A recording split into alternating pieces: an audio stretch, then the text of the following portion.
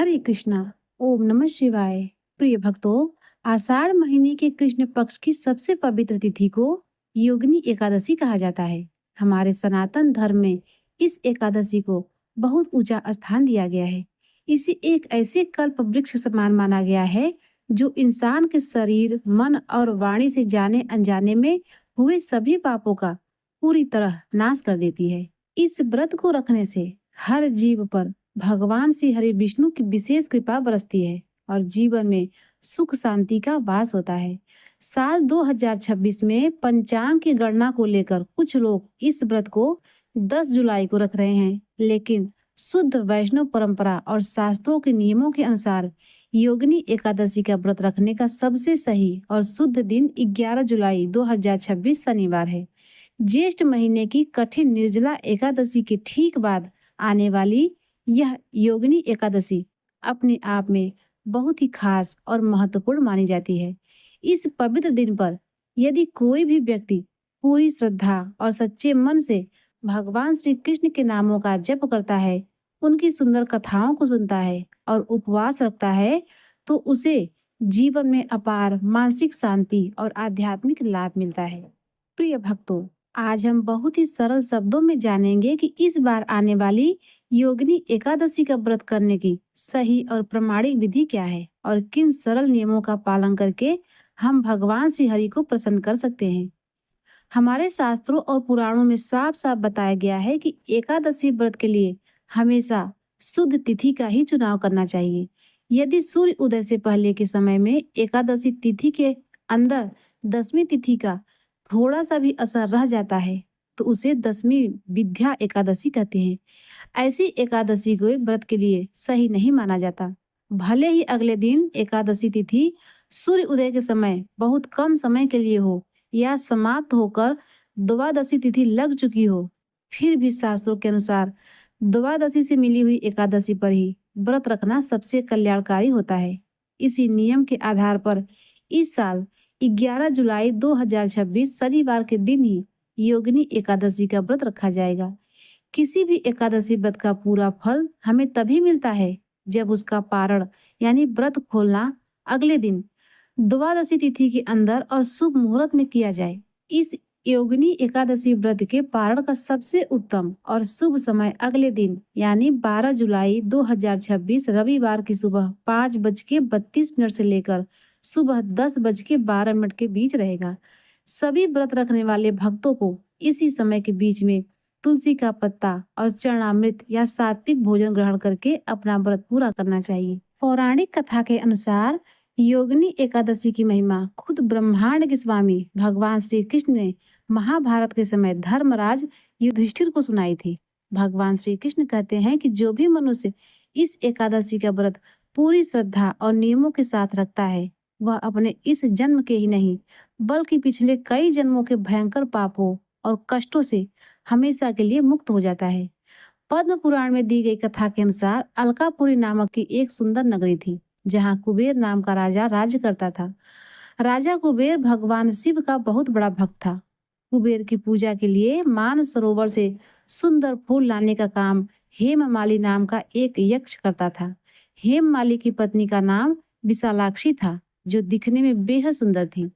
एक दिन हेममाली मान सरोवर से फूल तो ले आया, लेकिन अपनी पत्नी के प्रति अत्यधिक प्रेम और मोह के कारण वह राजा कुबेर की सभा में न जाकर अपने घर पर ही रुक गया और पत्नी के साथ समय बिताने लगा।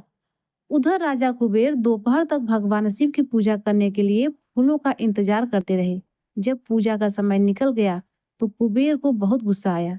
उन्होंने अपने सेवकों को भेजकर पता लगाने को कहा। सेवकों ने आकर कुबेर को बताया कि हेममाली अपनी पत्नी के प्यार में खोया हुआ है और घर पर ही आराम कर रहा है। यह सुनते ही राजा कुबेर ने तुरंत हेममाली को दरबार में हाजिर करने का आदेश दिया। जब हेममाली दरबार में आया तो राजा कुबेर ने गुस्से में कांपते हुए कहा कि तुमने अपनी काम वासना के चक्कर में मेरे आराध्य देवों को देव महादेव की पूजा का अनादर किया है। इसीलिए मैं तुम्हें श्राप देता हूँ कि तुम इसी समय अपनी प्रिय पत्नी से दूर हो जाओगे और धरती पर जाकर कुष्ठ रोगी बन जाओगे। राजा कुबेर की इस भयानक श्राप के कारण हेममाली उसी समय स्वर्ग से नीचे गिर पड़ा। धरती पर आते ही उसका पूरा शरीर भयानक कोढ़ की बीमारी से घिर गया।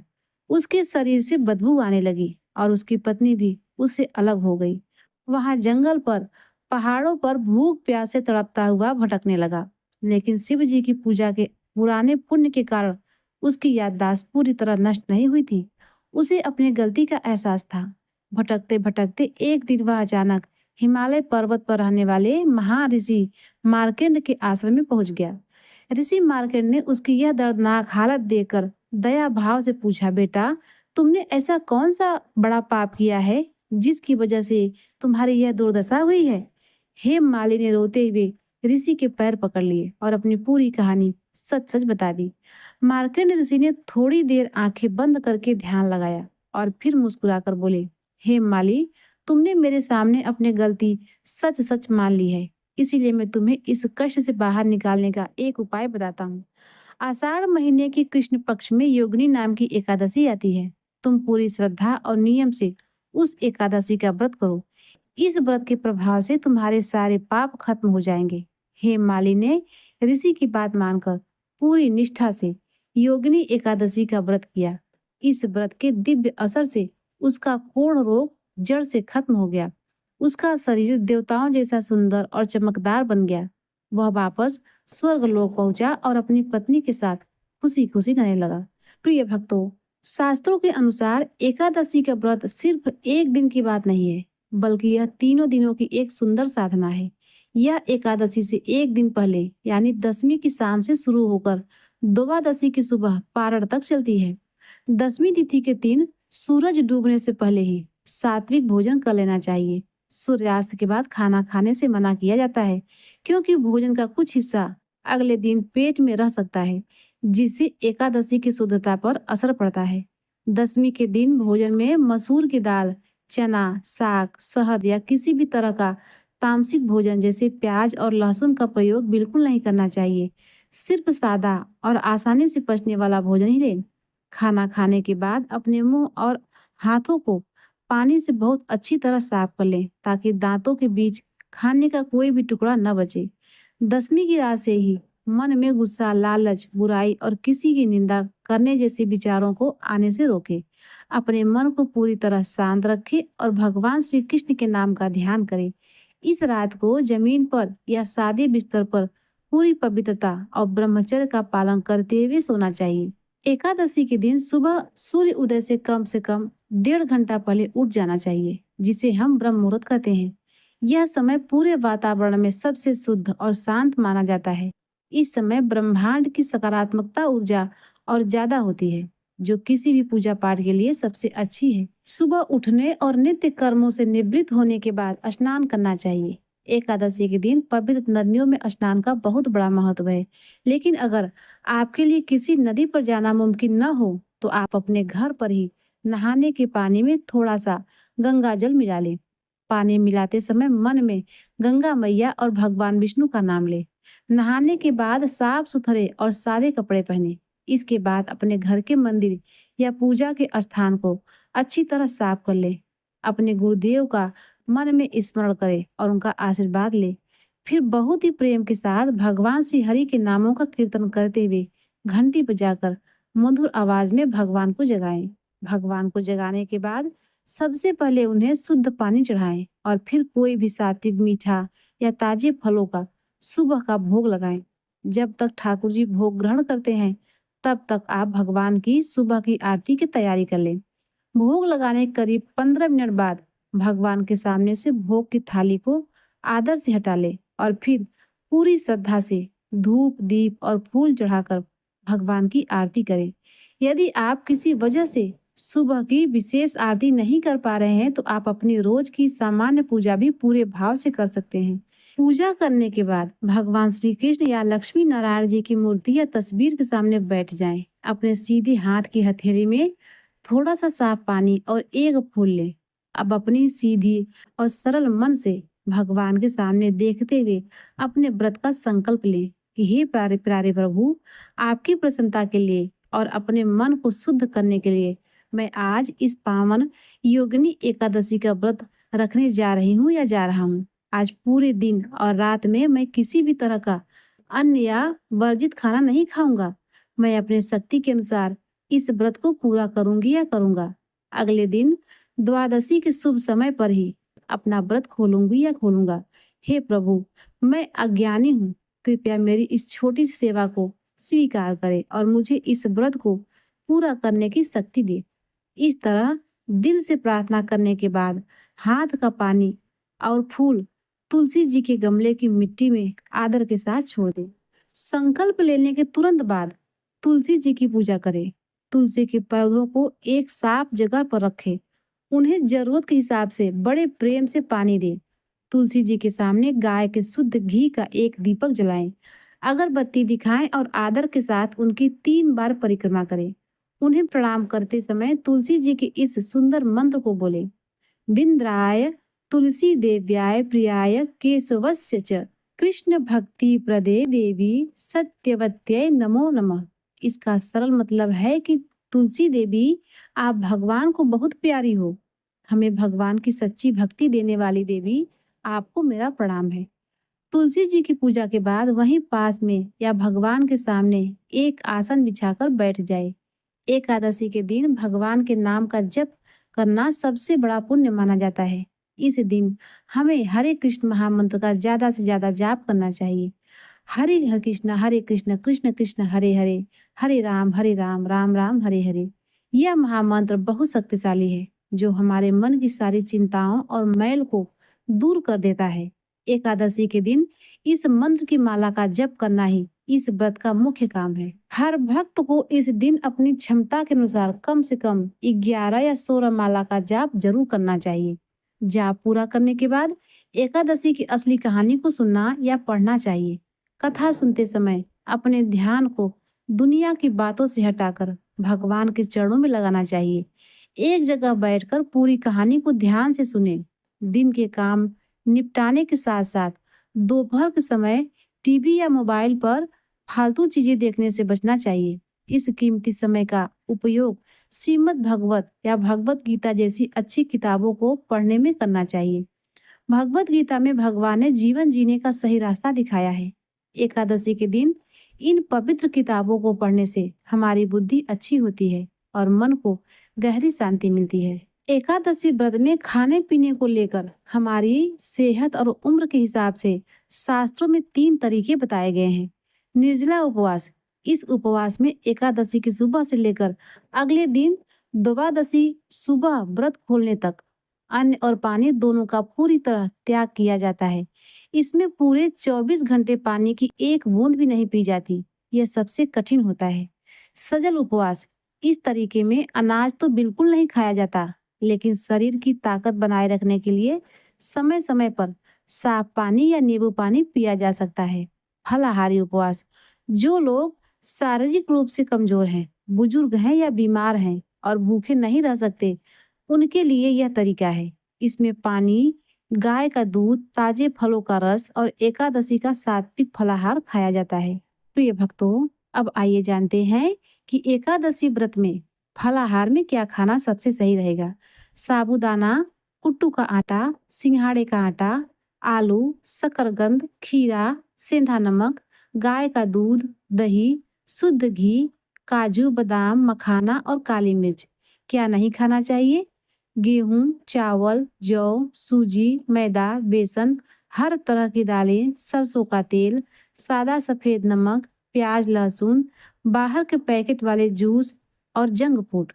एकादशी के दिन चाय और कॉफी पीने से भी बचना चाहिए। ध्यान रहे, पेट में अनाज का एक भी दाना नहीं रहना चाहिए। प्रिय भक्तों, जैसे जैसे शाम होने लगे, आप दोबारा अपने हाथ पैर धोकर साफ हो जाएं।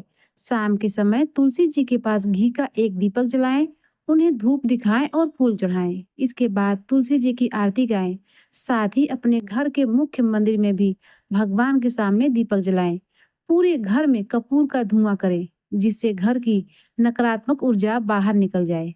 आरती के बाद परिवार के सभी लोग एक साथ बैठकर थोड़ी देर हरे कृष्ण महामंत्र का कीर्तन जरूर करें। शास्त्रों में एकादशी की रात को सोने के बजाय जागरण भजन कीर्तन करने की बात कही गई है। रात को जागरण, भगवान की कथा सुनना या नाम जपना इंसान के मन को बहुत शुद्ध कर देता है। लेकिन आज के समय में हर किसी के लिए पूरी रात जागना मुमकिन नहीं होता। इसीलिए शास्त्रों का नियम यह है कि रात को जागना बहुत अच्छा है, लेकिन यह जबरदस्ती नहीं है। अगर आपकी सेहत इजाजत नहीं देती, तो आप रात को समय सो सकते हैं। बस सोते समय मन ही मन भगवान का नाम लेते हुए सोएं। अगले दिन सुबह फिर से सूर्य उदय से पहले उठ जाएं। याद रखें कि एकादशी व्रत के दौरान 3 दिनों तक, यानी दशमी, एकादशी और द्वादशी, इन तीनों दिनों में मन और शरीर से पूरी तरह पवित्र और ब्रह्मचर्य का पालन करना जरूरी होता है। द्वादशी के दिन सुबह नहाकर भगवान विष्णु की अच्छे से पूजा करें। भगवान को सादे सात्विक भोजन या हलवे का भोग लगाएं। इसके बाद यदि संभव हो तो किसी जरूरतमंद व्यक्ति या ब्राह्मण को आदर से भोजन कराएं, या उनके नाम का कच्चा राशन यानी सीधा निकाल कर अलग से रख दें और कुछ दान दें। इसके बाद ही तय समय पर 12 जुलाई 2026 को सुबह 5:32 से लेकर 10:12 के बीच के अंदर भगवान का चरणामृत या पानी पीकर अपना व्रत खोलें। प्रिय भक्तों, कई बार व्रत के दिनों में कुछ ऐसी पारिवारिक या शारीरिक स्थितियां आ जाती हैं जिन्हें लेकर मन में असमंजस पैदा हो जाता है, जैसे कि सूतक पातक या महिलाओं का मासिक धर्म। यदि एकादशी के दिन या उससे ठीक पहले आपके परिवार में किसी बच्चे का जन्म हुआ हो या किसी की मृत्यु हो गई हो, तो ऐसी स्थिति को सूतक या पातक कहते हैं। इसमें भी एकादशी व्रत नहीं छोड़ना चाहिए, व्रत जरूर रखना चाहिए। सूतक में केवल बाहर से मूर्ति को छूना या दिया जलाना वर्जित होता है, लेकिन मन की भक्ति पर कोई रोक नहीं होती। आप दूर बैठकर मन ही मन भगवान के नाम का जाप करता सकते हैं, कथा सुन सकते हैं। भगवान की मूर्ति की पूजा घर का कोई दूसरा सदस्य कर सकता है जो सूतक में न हो। ठीक इसी तरह यदि एकादशी के दिन महिलाओं को मासिक धर्म यानी पीरियड शुरू हो जाए, तो भी उन्हें व्रत पूरी दृढ़ता से रखना चाहिए। व्रत आत्मा का होता है, शरीर का नहीं। महिलाएं अलग आसन पर बैठकर भगवान के नाम का मानसिक जाप करें, कीर्तन सुने। वे मंदिर की चीजों, मूर्तियों या तुलसी के पौधों को न छुएं। भगवान केवल हमारे मन के भाव देखते हैं, वे आपकी मजबूरी को अच्छी तरह समझते हैं। पावन हमारे शास्त्रों का यह पक्का विश्वास है कि जो भी व्यक्ति इस पवित्र योगिनी एकादशी व्रत को पूरे मन और सही विधि से रखता है, उसके जीवन के सभी दुख दर्द, बीमारियां और परेशानियां हमेशा के लिए दूर हो जाती है। यह व्रत सिर्फ दुखों को दूर करने का माध्यम नहीं, बल्कि यह हमारे मन को इतना साफ कर देता है, हमें कि जीवन के सच्चे सुख और भगवान की सच्ची भक्ति का एहसास होने लगता है। जब हम बिना किसी लालच के सिर्फ भगवान को खुश करने के लिए यह व्रत करते हैं, तो हमारे घर में बरकत और शांति अपने आप आने लगती है। इस पावन दिन पर किया गया थोड़ा सा भी नाम जप, शाम का दीपक और किसी की मदद करना हमारे जीवन को बदल सकता है। यह योगिनी एकादशी आप सभी के परिवार में खुशियां, अच्छी सेहत, समृद्धि और भगवान की कृपा लेकर आए। इसी मंगल कामना के साथ इस विधि को भगवान श्री हरि के चरणों में सौंपते हैं। हरे कृष्णा कृष्णा कृष्णा हरे हरे, हरे राम राम राम हरे हरे। प्रिय भक्तों, यह थी आज की वीडियो। यदि आपको यह जानकारी पसंद आई हो तो इसे अपने दोस्तों और परिवार वालों के साथ शेयर जरूर कीजिएगा। मिलते हैं इसी तरह से अगले वीडियो में। तब तक के लिए नमस्कार।